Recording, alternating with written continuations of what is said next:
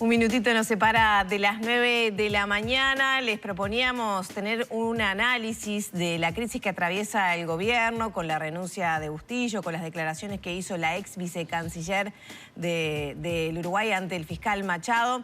Todo esto entonces lo vamos a conversar y ya le damos la bienvenida entonces al politólogo Óscar Botinelli, presidente de Factum. Bienvenido, Botinelli. ¿Qué tal? ¿Cómo están? Muy bien. Bueno, me imagino usted que con mucho trabajo, ¿no? Porque todos los días aparecen cosas para sumar a este análisis. Sí, ayer fue un día de locura, ¿no? Exactamente. ¿Cómo el primer impacto que usted puede analizar, cuál es justamente ese primer golpe que recibe el gobierno con todo esto? Bueno, a ver, yo creo que hay que diferenciarlo. ¿Cómo va a impactar en la gente, en la opinión pública? Hay que esperar. Muchas veces ocurre que grandes acontecimientos dan la impresión de que impacta el otro día y no ocurre. Y a veces hay una sucesión de hechos. Pasó el periodo anterior, el tema Sendí que al final termina detonando por una cosa no tan grave, pero que sí lo que había ocurrido es toda una acumulación que llega un momento que algo hace explotar. Bueno, este es un acontecimiento importante, ruidoso, porque está afectando a un hombre de clave en la presidencia de la República, al ministro de Relaciones Exteriores, al ministro del Interior, a los viceministros, con acción judicial, la fiscalía, en fin, que probablemente repercuta. Pero eso hay que esperar, ¿no? Lo que sí es cierto que ha creado una conmoción en el medio político y lo que lo rodea, obviamente, la comunicación. ¿Se puede hablar de una crisis institucional? No, crisis institucional es cuando quiebran las instituciones. Acá lo que puede haber es una afectación de la forma de manejo, pero las instituciones como tal no. Esto parte, para empezar, de una interpelación en la Cámara de Senadores.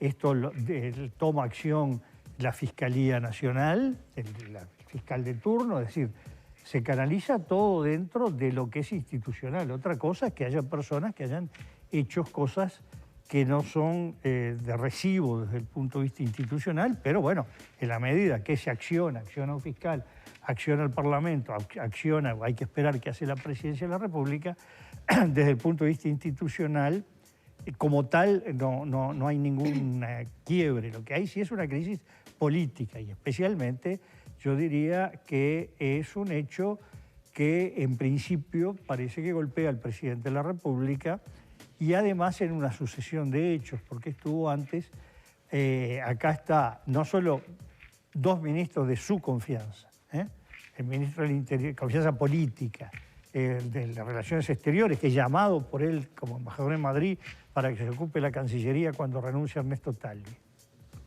Guillermo Maciel, hombre que fue puesto ahí como el hombre de presidencia, cuando el ministro era alguien del propio partido, pero de rival, digamos, del presidente, como Jorge Larrañaga.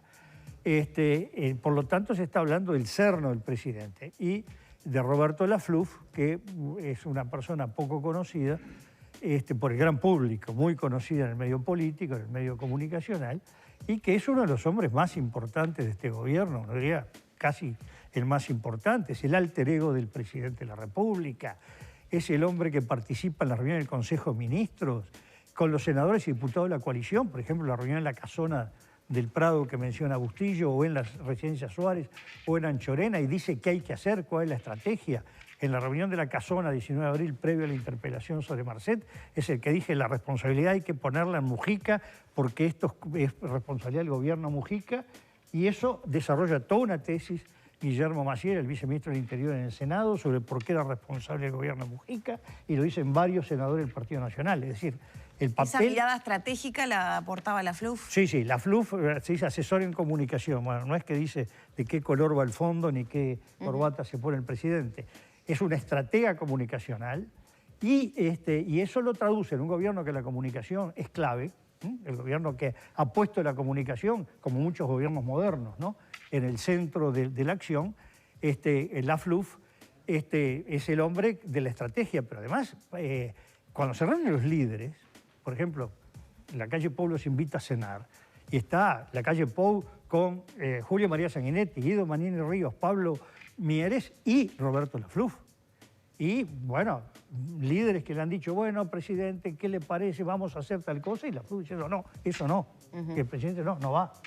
Es decir, yo diría que no hay ninguna iniciativa de ley, decreto, resolución o decisión del presidente de la República que no haya sido acordada con la FLUF y al revés, decisiones que él frena en conversaciones con la FLUF. No hay nada que haga el presidente. Es un hombre clave entonces en el gobierno. Es un hombre clave, un hombre, es un rol, un hombre, digamos, que está en la penumbra. No, esto no quiere decir que sea nada malo. No, porque de hecho en estos días han circulado entrevistas que se le realizaron. Sí, no, pero quiero decir, el que ejerce el poder con cierto silencio es una figura que uno encuentra en muchos países y a lo largo de la historia, que es muy importante, que es difícil encontrarla. Es difícil, es un hombre brillante realmente, ¿no? Pues se puede estar de acuerdo o no lo que hace, es otro tema. Pero realmente un hombre brillante que le da al presidente un sostén importantísimo. Por eso que él aparezca involucrado es un golpe no del punto de vista comunicacional, del punto de vista público, del punto de vista del ejercicio del poder al propio pueblo. Es difícil pensar que él disponga algo sin el aval del presidente. Por ejemplo, esa reunión donde se pide supuestamente que eliminaran bueno, chats.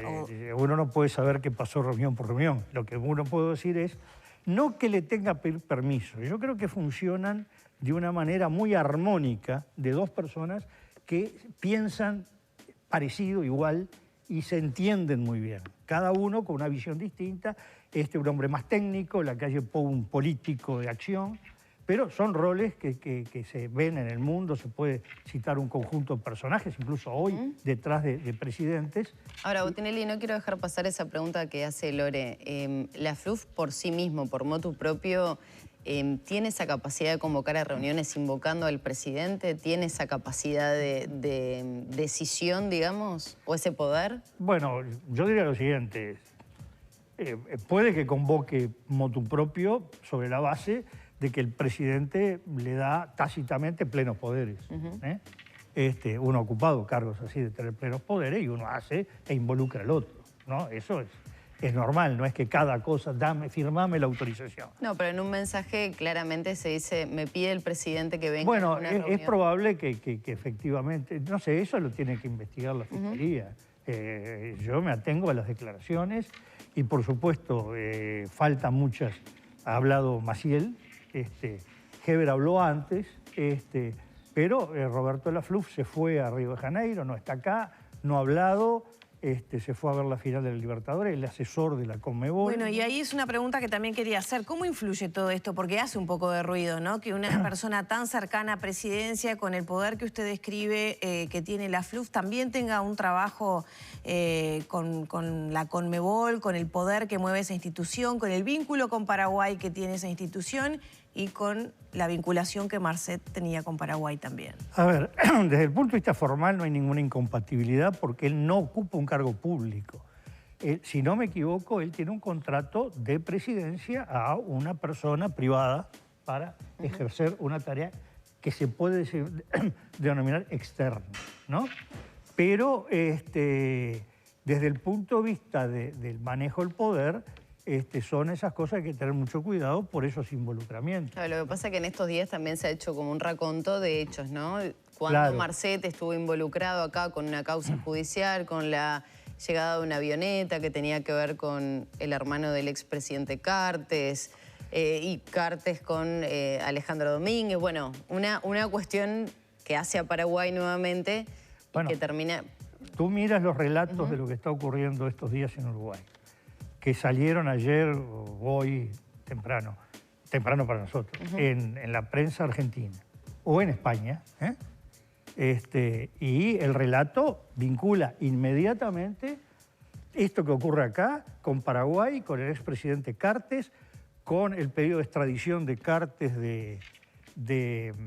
por parte de Estados Unidos, con Marcet acusado del no sé qué rol en el asesinato del fiscal de Paraguay, Pesci, si no me equivoco. Es decir, la prensa internacional está haciendo ahí un mix de lo que ocurre en Uruguay con lo que ocurre en Paraguay, que es bastante complicado como afectación de imagen del Uruguay, ¿no? Como una crisis que la ven no necesariamente interna del Uruguay, sino que trasciende fronteras, por lo menos dentro de la región. Y sobre todo toda la discusión que hay en un mundo que yo no conozco, que es el de la conducción política del fútbol, pero que hay ahí toda una serie de juegos de intereses donde Paraguay aparece como un país clave en la conducción de la Confederación Sudamericana de Fútbol. Botinelli, quiero retomar el concepto de institucionalidad que usted decía, no se ha visto dañado por el momento, no podemos hablar de una crisis institucional. Todas estas repercusiones se dan a partir de alguna manera de lo que fue la interpelación del año pasado a cargo de Mario Vergara por el Frente Amplio. ¿Por qué? Porque los chats se dan en medio de una investigación, además, que se venía llevando adelante por parte de Cancillería administrativa en lo que fue la entrega del pasaporte a Sebastián Marcet. La pregunta es, allí se determinó que no hubo irregularidades. Sin embargo, se dan todos estos hechos en el medio. ¿Se puede hablar que las instituciones funcionan bien en ese sentido? Y bueno, pienso, por ejemplo, no solo en Cancillería, claro, sino lo que ha ocurrido también con Astesiano a nivel del Ministerio del Interior. Bueno, yo cuando hablo de instituciones hablo cuando... De la independencia de los poderes. Digo, quizás uno paga el precio de la visión de ciencia política, que para una crisis institucional cuando está crujiendo la presidencia, el Parlamento, ¿no? Digamos, sí, hay falencias institucionales, ¿no? Hay algo raro con este pasaporte, que más allá que el ministro de Relaciones, ex-ministro de Relaciones Exteriores, él decía la línea de tiempo, los hechos, ahora está que la línea de tiempo no fue la que él decía, que sabían que era Marcet, y que fue un pasaporte que se dio en términos muy rápidos. Y surge una pregunta que algunos actores han hecho por ahí en el día de ayer. Bueno, perfecto. Acá está todo lo que ocurrió como una especie de trama para tapar lo que ocurrió. Pero ¿por qué ocurrió? ¿Qué hay detrás? Es decir, ¿por qué a Sebastián Marcet? Que es lo que se ha perdido un poco de vista, ¿no? Se le dio un pasaporte estando detenido, preso, como se le quiera llamar, en Emiratos Árabes. Si fue absolutamente decisivo, no tan decisivo, pero fue importantísimo, porque si no, no se mueven como se movieron para que el pasaporte llegara en jet express a Abu Dhabi, ¿no? Entonces, la pregunta es que lo que sí hay acá es cosas a investigar, más allá de cómo fue el tema del pasaporte y de los intentos de ocultamiento al sistema judicial o de dar información no correcta al Parlamento, porque claramente hubo omisiones y algunas cosas directamente dichas falsas, ¿no? Entonces, bueno, pero eso se hace ¿para qué? ¿Porque estaban jugando a una trama o había algo que se estaba protegiendo? Esa es la pregunta que fueron hechas por dirigentes políticos de alto nivel del oficialismo o de la coalición en el día de ayer, no solo por la oposición, ¿no? El problema es que, por ejemplo, si uno empieza a recapitular lo que fueron esos mensajes entre los el actual subsecretario y la ex vicecanciller, entre Maciel y H, Maciel advierte que necesita saber si está detenido porque es un narcotraficante pesado, peligroso. Ahí uno tiende a pensar que hay cierta preocupación por parte, ¿no?, de las esferas del gobierno que dicen, bueno, hay algo que hay que prestarle atención a esto. ¿Qué está pasando? Bueno, en la interpelación se menciona que yo no quiero equivocarme porque no conozco mucho la estructura, una repartición importante de la policía, no sé si tiene que ver con inteligencia, con drogas, con algo parecido, había advertido a su similar de Paraguay sobre Marcet tiempo antes. Es decir, el ministro y viceministro del Interior son los jefes de toda la policía del Uruguay. Y resulta que esa policía tenía una información que se la transmite a Paraguay. Por lo tanto, quiere decir que algún conocimiento había en la estructura del Ministerio del Interior, ¿no? Entonces, y bueno, está creo que fue un chat de Maciel a H cuando advierte, pero claramente hubo una serie de cosas que tuvo que ver con este episodio que no cierran del todo, ¿no? No, y lo otro es, a ver, este silencio del presidente de la República y de su mano derecha, como es Roberto Lafluf, por un lado puede ser una estrategia, puede ser tomarse tiempo para ver qué hacen, apostar, que ya pasó otras veces, que el ruido se cae solo. Bueno, silencio público, ¿no? Porque algunos llamados directos con el presidente supuestamente hubo. Mieres habló con el presidente, hubo un llamado también con Fernando Pereira del Frente Amplio. Del presidente. Exacto. según dicen del presidente a Fernando Pereira. Sí. Pero, por ejemplo, no habló con todos los líderes de la coalición, por lo que tenemos entendido. Y tampoco hubo ninguna respuesta pública. Estamos avanzando el siglo XXI, no es la época que, bueno, espere que venga desde Yalta el barco en 2 meses para que hable el presidente, ¿no? Estamos ¿Es un hablando error eso? de que ¿Debería comunicar a la ciudadanía? que podía ser un mensaje de 10 minutos en un Zoom, en un meeting, y dar alguna mínima explicación, ¿no? Este silencio, donde habló el presidente, salió ayer. Resulta que habla sobre la bondad del Uruguay en la conferencia, este foro de las Américas, como en el momento que está renunciando el canciller de la República. Además, para el exterior, no para la política interior el papel del canciller no es tan no, pero era un viaje que estaba previsto pero para el realizarlo mundo, con él. Era un viaje que estaba previsto realizarlo con Bustillo, además. Bueno, Bustillo tenía, si no me equivoco, previsto declarar hoy en Fiscalía e inmediatamente viajar a Estados Unidos. Y resulta que ese canciller que está siendo esperado ya no lo es. Ahora, ¿no? Para aprovechar estos minutos, Botinelli, respecto a, por ejemplo, el rol que está jugando la oposición en toda esta situación política del país. ¿Es correcta? ¿No es correcta? ¿Ha salido agresivo? ¿No tanto? ¿Ha sido medido? ¿Qué lectura hace usted? No, yo creo que al principio hubo algún desafine, como cuando alguien mencionó, por ejemplo, juicio político al presidente. Hay que tener mucho cuidado, un juicio político. A ver, un ministro del Interior, un ministro cualquiera puede caer, o un funcionario, por razones políticas o de confianza, que no necesita pruebas. Decir, no, a mí no me merece la confianza del cargo, que se vaya.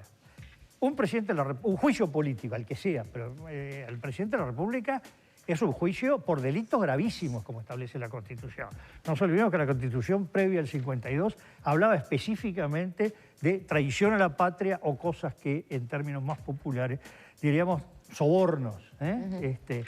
No es porque hubo un chat, ¿no? Es decir, hablar de un juicio político, que yo recuerde que en mis lecturas o mis presencias del siglo XX al XXI, es decir, cuando Uruguay ya es un país moderno, el único juicio político a presidente de la República fue hecho por la Cámara de Diputados por mayoría absoluta a Jorge Pacheco Areco. O sea, que ahora sería impensable que eso ocurriera como... Bueno, por eso digo, se dijo y ahí me parecía cierto desafío institucional. Ahora, el Frente como tal, ya reunido el secretariado, creo que ha jugado en una combinación bastante afinada de firmeza, dureza y prudencia. No ha excedido como pasó en otras oportunidades. Mientras se mantenga así, creo que el Frente está jugando un papel como oposición en el plano correcto. Es decir, yo diría que en principio los actores, el oficialismo en general, no ha habido tantas manifestaciones, ha habido el diputado, por ejemplo, bueno, de varios diputados, con distintos matices, algunos con señales que pueden considerarse importantes, y bueno, y el líder de Cabildo Abierto, que fue muy contundente, incluso apuntó de alguna manera hacia el propio presidente de la República. Y a todo esto, la figura del ministro del Interior, ¿cómo queda? Pues se acaba de votar una interpelación, se pide la destitución. También así aprovecho a preguntarle, ¿la renuncia y la destitución quedan al mismo nivel en este tipo de circunstancias o son mensajes diferentes que se dan? Bueno, a ver, destitución de ministros en Uruguay ha habido 3 en toda la historia. Estamos por cumplir 200 años. La de Santiago Vázquez en el siglo XIX, así que sí se habrá sido lejos la primera, de Enrique Erro el 8 de enero de 1960, ambos por el titular del Poder Ejecutivo, en un caso presidente de la República, el otro Consejo Nacional de Gobierno. La palabra correcta no es destitución, es cese. Y la de, aunque la Constitución en un momento dice destitución. Y la de Jorge Peirano Facio por censura de la Asamblea General en 1969. Lo normal, aunque se pueda entender que es una especie de destitución, es el que pidan la renuncia y renuncian. Como se dice, no fue destituido, pero fue renunciado, ¿no? Ahora, Heber viene ya bastante golpeado, ¿no? Ya lo vimos acá, bueno, yo estuve un mes por acá más o menos, hablando de que está muy en la cuerda floja, muy cuestionado, y además ya salieron cuestionamientos no solo del oficialismo, hablando Partido Colorado, Cabildo Abierto, sino del propio Partido Nacional, ¿no? Como que está en una situación extremadamente difícil. Tanto el ministro, el viceministro del Interior también aparecen golpeados, sobre todo a partir de los chats, siempre que se verifique, por supuesto, la certeza y veracidad de todo esto. Y realmente, y el caso de la FLUF, el problema es que si es un contrato privado no es destituible. Claro. Y no se puede impedir que vaya a reunirse con el presidente a su casa en la residencia Suárez o que ejerza las mismas funciones del apartamento ahí al lado, enfrente, que tienen alquilado, ¿no? Botinelli, muchísimas gracias. Esto, sin lugar a dudas, va a seguir dando que hablar. Ameritará también otras charlas. Gracias ¿Cómo por no? estos minutos. Gracias a ustedes.